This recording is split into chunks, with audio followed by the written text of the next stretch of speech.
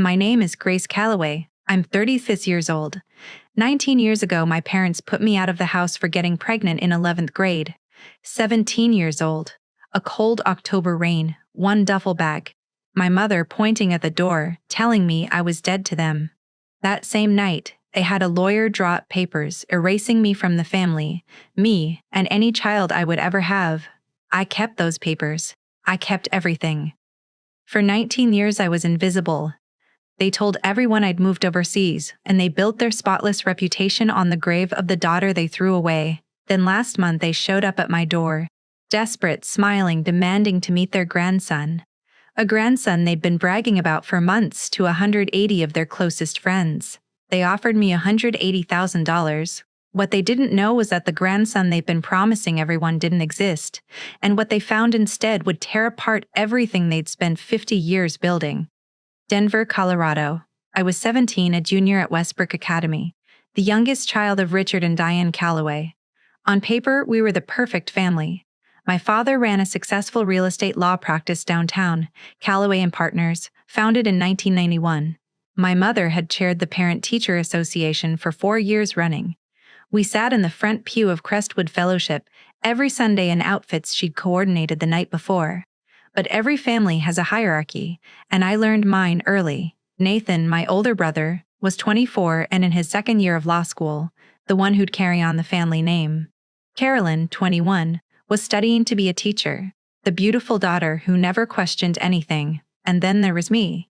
My mother once called me the surprise, born when she thought she was finished having children. I don't think she ever forgave me for that. The signs were quiet but constant. Family photos in the living room never included my school portraits. Dinner conversation orbited around Nathan's case briefs or Carolyn's student teaching. When I made honor roll, my father would say, "That's nice, Grace," and turn back to Nathan. Christmas cards went out every December with a family photo. The 4 of them, front and center, and me somewhere at the edge, half cropped out if the frame ran tight. I learned to make myself small, to not need too much, to not ask for too much. My father had a saying he repeated at every gathering.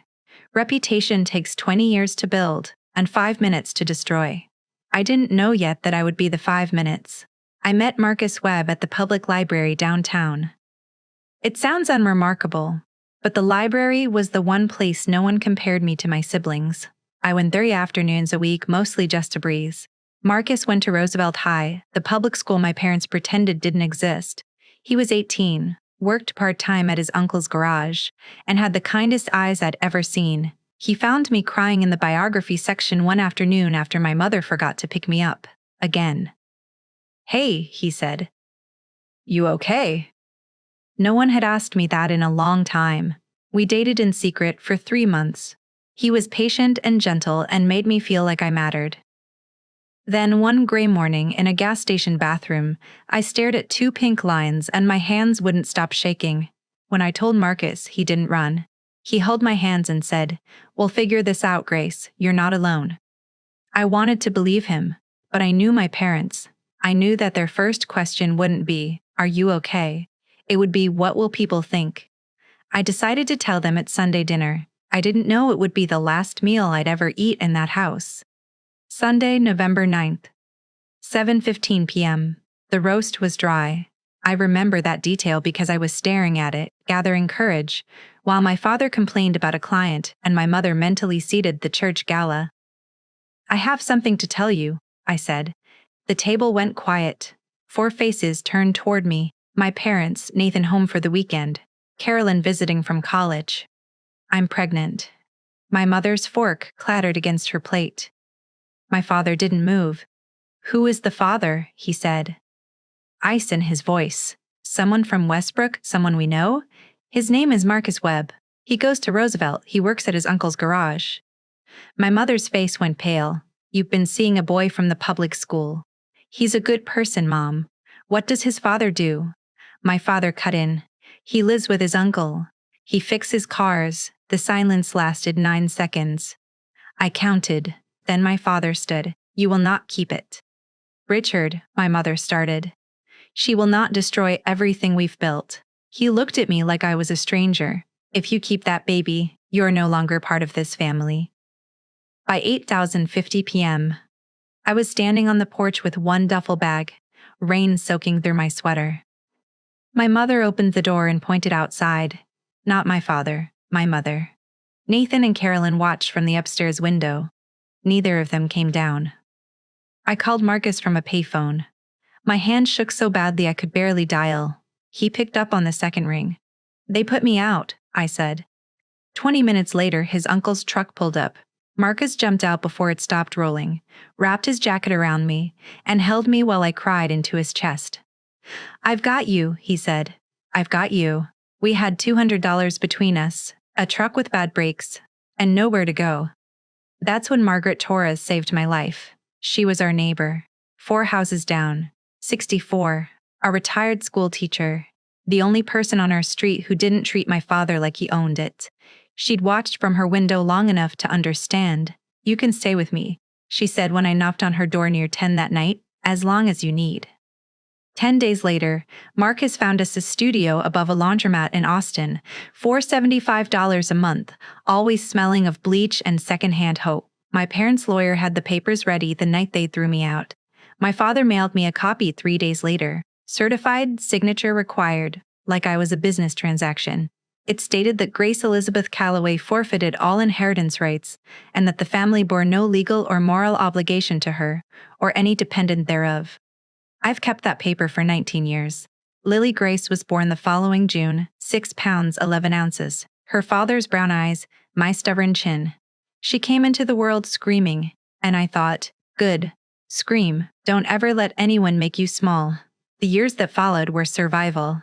Marcus worked doubles at a shop in East Austin while I finished my GED, then took community college classes 2 at a time. We lived on instant noodles and day-old bread. I sent my parents a birth announcement. No response. A first birthday photo. Silence. By her second birthday, I stopped trying. When Lily was 3, a delivery truck ran a red light. Marcus was driving home from a night shift. He was 22. The life insurance paid $15,000 for 22 years of a good man's life. I was 21, a single mother with no one to call. I didn't give up. I'd started doing small design work while Marcus was alive, staging apartments, helping neighbors on no budget. After he died, I threw myself into it because I had to. 2 years later, I met Eleanor Vance at a design workshop. 54, recently retired from a major firm, looking for a project. "You have talent," she said after seeing my portfolio. "Raw. Real. Let me help you shape it." With Eleanor's mentorship and a $60,000 small business loan, it took 3 tries to get approved. I founded Willow and Stone Interiors out of a converted closet in a shared office. The first year, it was just me, a laptop, and a client list of exactly 3 names. Within a few years, we had 8 employees and just over $1 million in revenue. We moved out of the closet and into a real studio space downtown. The kind with big windows and a lease I signed with hands that still shook a little every time I did it. Then a magazine ran a profile, from teen mom to design CEO. The journalist spent 3 days interviewing me. The pregnancy at 17, being cut off, losing Marcus, building something out of nothing. I told her everything except my parents' names. Not to protect them, but to protect Lily from anyone connecting her to people who never wanted her to exist. By this year, 24 employees, $4.8 million in annual revenue, a corner office looking out over downtown, and a daughter, 18 now, a sophomore studying psychology at the University of Texas. Brilliant. Fierce. Everything I'd hoped she'd become. 19 years no contact. Until last month. Thursday, October 30th. 6:15 p.m. I'd just come home from a client meeting, a lakeside renovation worth $650,000. My mind was still on fabric samples. Then I turned onto my street and saw the car, a black Mercedes, out of state plates. My heart stopped. I sat in my driveway a full minute watching 2 figures at my front door, gray hair now, stooped shoulders. My mother still held that rigid posture, that constant vigilance against anything disturbing her world. Richard and Diane Calloway. My parents. 19 years. I could have driven away. Instead, I got out and walked toward them. Grace, my father said, scanning my coat, my bag, my house. You look, well, what are you doing here?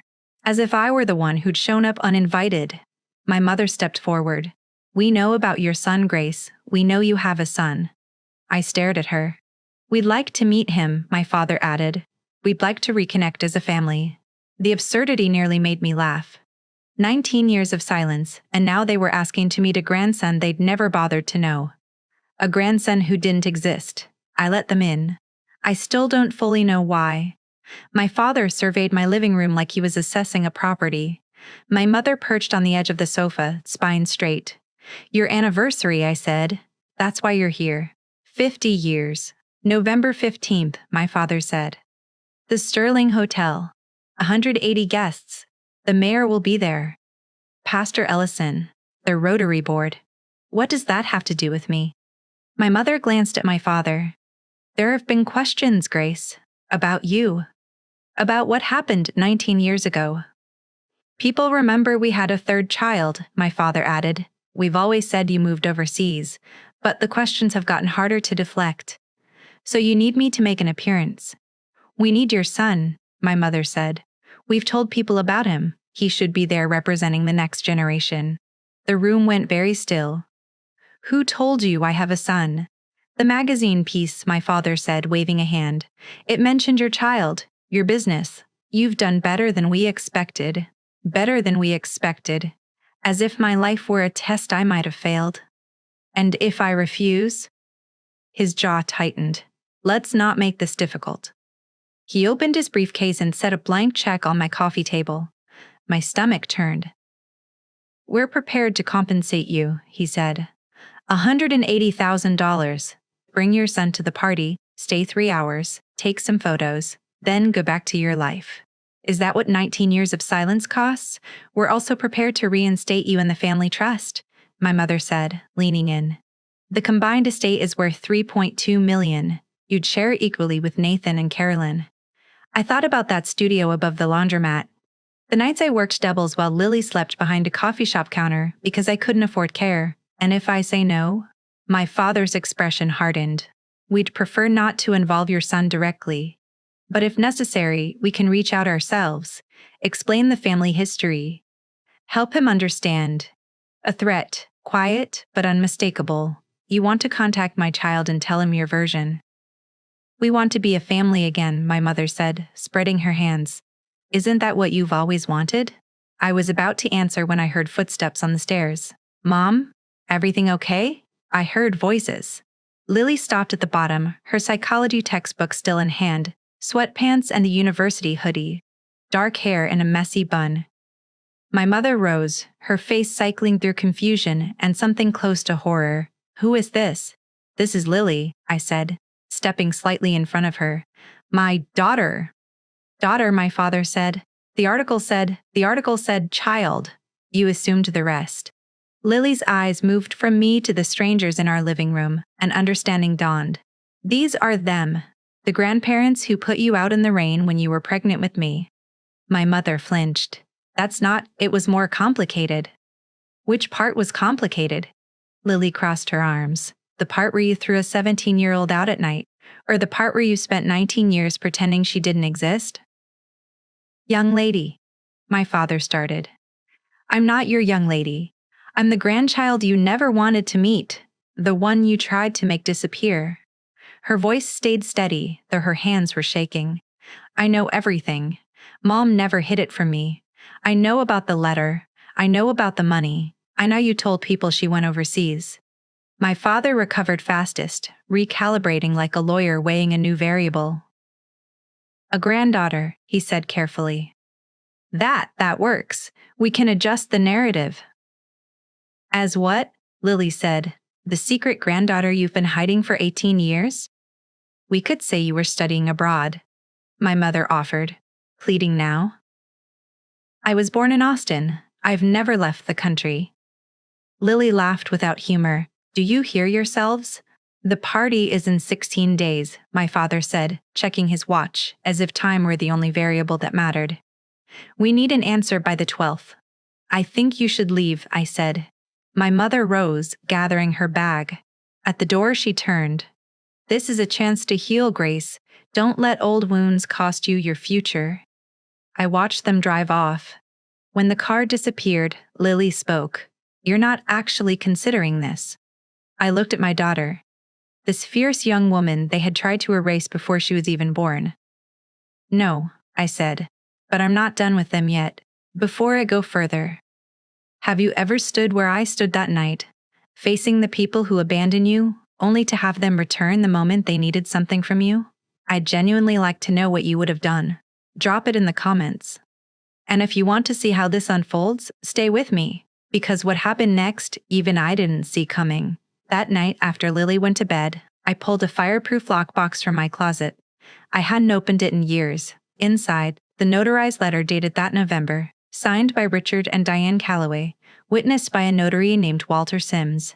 3 pages of legal language, ensuring that Grace Elizabeth Calloway hereby forfeits all claims to the Calloway family estate, and the family bears no legal or moral obligation to the aforementioned party or any dependent thereof.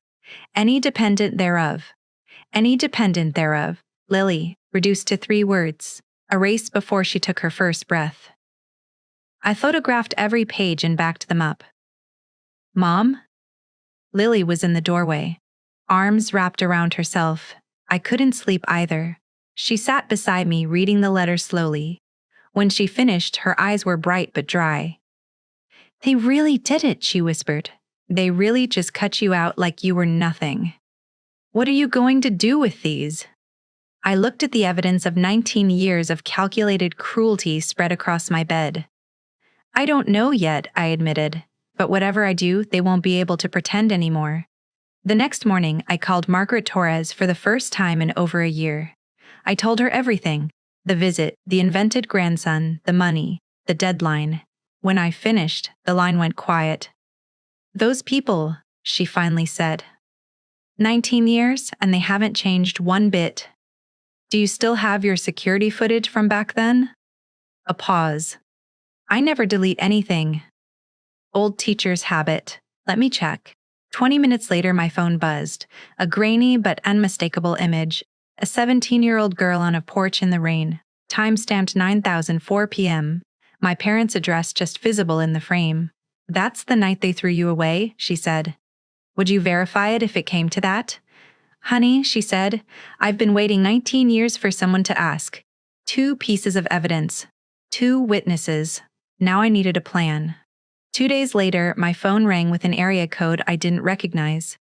Grace, it's Nathan. I hadn't heard my brother's voice in 19 years. Deeper now. Tired. I know I have no right to call, he said, but I need you to know some things before whatever happens next. Then talk. The grandson story. It started with Mom. She read the magazine piece 2 years ago, but didn't read it carefully. Saw a child in successful business and built a whole narrative around a son carrying on the family name. She's been telling her church friends, her Rotary friends, for months. Dad went along with it. I closed my eyes. Even now, their capacity for delusion stunned me. Why are you telling me this? Because I was a coward. I should have come downstairs that night. Carolyn and I have talked about it for years. We were wrong. He paused. We'll be at the party, Grace. If you decide to come, you won't be alone.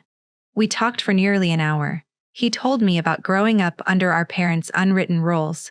Approval as a weapon, granted to those who complied, withdrawn from anyone who stepped out of line. You have no idea what it was like watching them do to you what they did, and knowing that if I said one word, I'd be next. He admitted. Carolyn has 2 kids now, he said.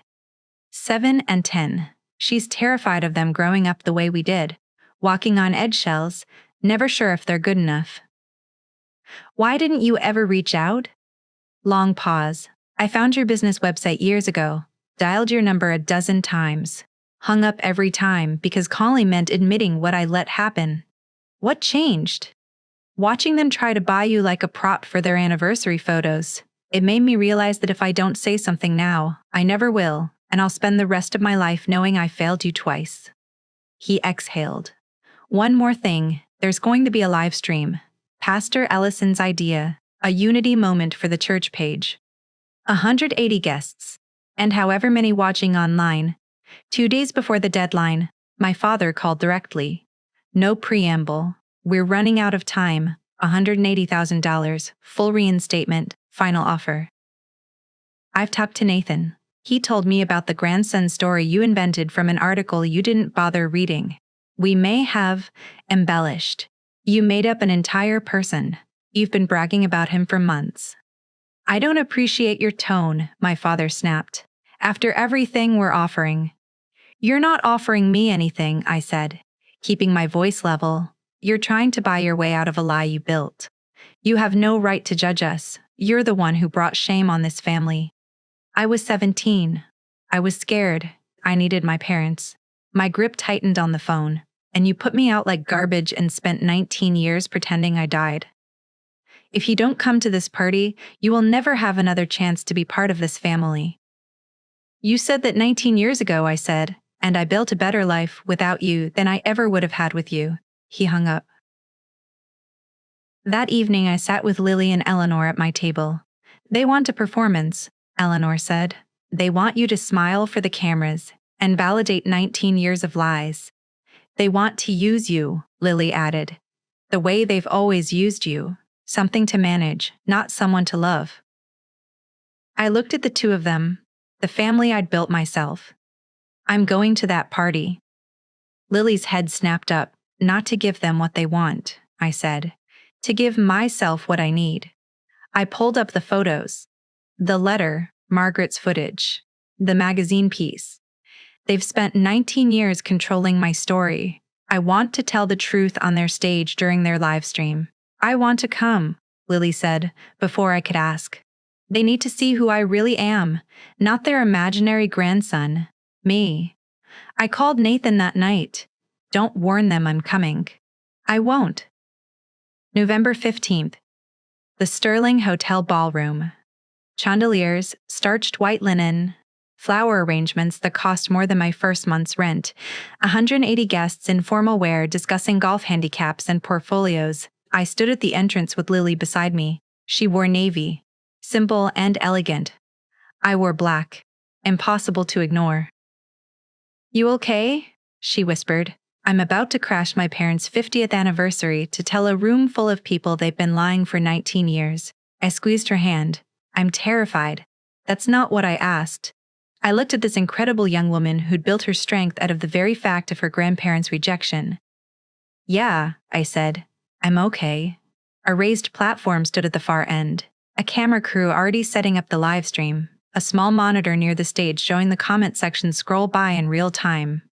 Beautiful couple, God bless the Callaways. What an inspiration. Richard and Diane stood there glowing with the confidence of people who believed they'd won. My father had just begun his speech. 50 years of marriage taught us that family is everything, his voice carried, amplified, captured. My mother saw me first. Her champagne-colored smile froze mid-sentence. My father followed her gaze and stopped talking. Heads began to turn. That's her, the daughter from the article. I thought she moved overseas. The whispers spread through the room like water finding cracks in a floor. I started toward the stage. The crowd parted. Nathan appeared at the edge, Carolyn beside him.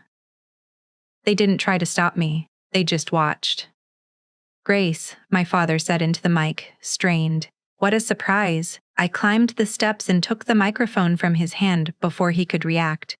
180 pairs of eyes on me, plus however many on mine. Hello everyone, my name is Grace Calloway. For those who don't know me, and most of you don't, I'm Richard and Diane's youngest daughter. The one they told you moved overseas 19 years ago. The ballroom went absolutely silent. I didn't move overseas. 19 years ago tomorrow, my parents found out I was pregnant at 17. That same night, they put me out of their house. They had a lawyer draft papers disowning me. They told me I was dead to them. Someone gasped. They told everyone I'd gone abroad. For 19 years, they let people believe that. I pulled out the letter. This is what my father mailed me 3 days after I was put out. It says I forfeit all inheritance rights and that the family has no obligation to me, or I quote, any dependent thereof. That dependent is my daughter, Lily. I gestured to where she stood at the edge of the stage. Your granddaughter, the one you've never met. The grandson you've been telling people about for months doesn't exist. You invented him from a magazine article you didn't read carefully. My father reached for the mic. Grace, this isn't the place. When is the place, Dad?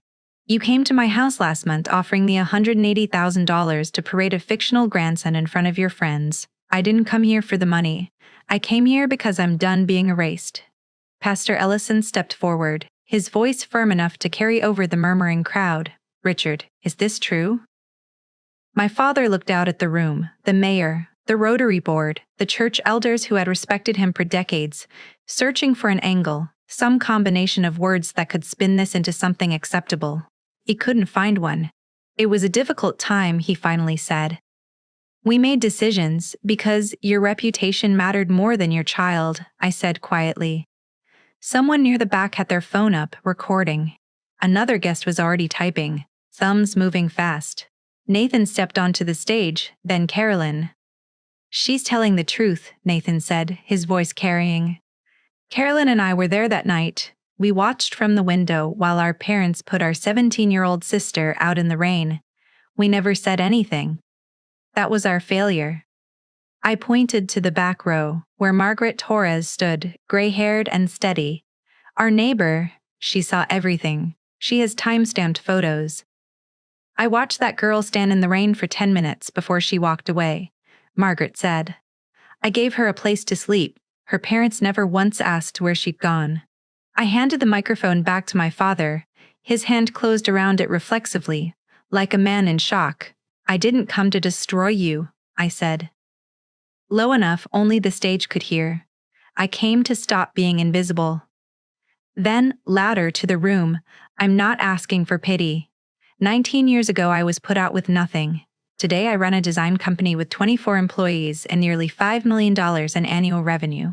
My daughter is a sophomore at the University of Texas. We built this without the Calloway family's help. Lily climbed up and took the mic. I'm Lily, the granddaughter they never wanted. I've known my whole life that my grandparents chose their reputation over my mother, and by extension, over me. She looked at them. You could have known me. My birthdays, my school plays, my graduation. You chose not to. You don't get to pretend that was ever our fault.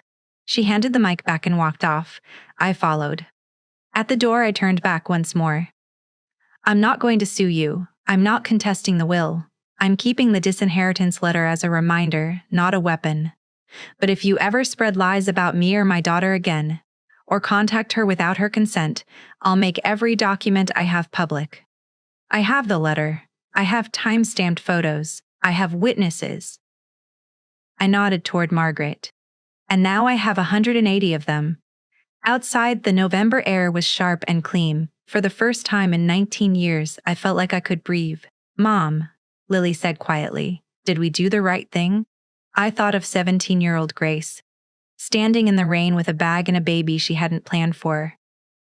We told the truth, I said. We set a boundary. That's not revenge. That's justice. The fallout started within hours. By midnight, the clip had 600 shares. By morning, that number had quadrupled. Someone uploaded it to YouTube with the title Woman Exposes Parents' 19-Year Lie at Their Anniversary Party. 55,000 views in the first day. 38 guests left the party within half an hour of my walking out. The mayor left without saying goodbye. 2 church board members apologized to Nathan on their way to the door. Apologized for never once asking where I'd gone. A short item ran in the local paper, carefully neutral in tone, though the comment section underneath was not. I went to church with these people. Richard Calloway drew up my will. I had no idea. By Monday, my father had resigned as an elder at Crestwood Fellowship. For personal reasons, the bulletin said. Though everyone understood. The Rotary Board announced they'd be reviewing membership criteria at their next meeting, and his name came up specifically. Through it all, I was in my office answering 7 new client inquiries from people who'd read the magazine piece years ago and only now connected it to the video. A journalist called for a follow-up piece. I told her I'd think about it. My inbox filled with messages that had nothing to do with design. People telling me the video made them call a sibling for the first time in over a decade. People telling me they'd been teen mothers too. People telling me they'd been teen mothers too. People telling me that success was the best answer to anyone who tried to erase them. A week after the party, my mother called. "I'm not calling to apologize," she said. "I don't know how to apologize for what we did." "Then why are you calling?" A long silence. "I've watched the video 11 times. I keep looking at your face, trying to see the daughter I put out in the rain." I said nothing. "Your father isn't doing well. The church, the Rotary, his colleagues. Everyone looks at him differently now. He doesn't know how to handle it." "I didn't do this to punish him," I said. "I know that now," she said, her voice cracking. "You did it because your granddaughter stood on that stage and told a room full of people she'd spent her whole life knowing we didn't want her. And I couldn't breathe." "I'm not ready to forgive you," I told her. "I might never be, but I'm not going to hang up on you either. That's more than I ever thought I'd offer." "That's more than I deserve." "Yes, it is." We stayed on the line another minute, not speaking, and then she said goodbye. She didn't ask for another chance. She didn't demand anything. Maybe that was progress, or maybe it was just the first step of a very long road. A few weeks later, on Thanksgiving, my table, the one I'd bought at an estate sale years earlier and refinished myself, sat 12 for the first time. It had never been this full. Lily on my right, Eleanor on my left, Margaret Torres, who'd flown in again, teaching my nephew to fold napkins into swans. Nathan carving the turkey while his wife set out side dishes. Carolyn's daughters arguing about who got to light the candles. My parents weren't there. We hadn't reached that point. Maybe we never would, but looking around that table, I realized I'd spent 19 years mourning a family that had never really wanted me, and now I was surrounded by people who had chosen to be there. Lily stood to make a toast. When I was little, I used to ask why I didn't have grandparents like other kids. Mom always told me the truth, that they'd made a choice and it was never about me. It took years to really understand that. She looked at me. "Everything I have, everything I am, is because you never let their choice define us." She raised her glass to the family we build, not the one we're born into. Later, at the window, Lily asked if I was okay. I looked at this life I'd assembled out of the ruins of everything I thought I'd lost. "Yeah," I said. "I really am." If you're still with me, 19 years ago I was a scared 17-year-old watching my parents' taillights disappear in the rain. I thought my life was over. I was wrong.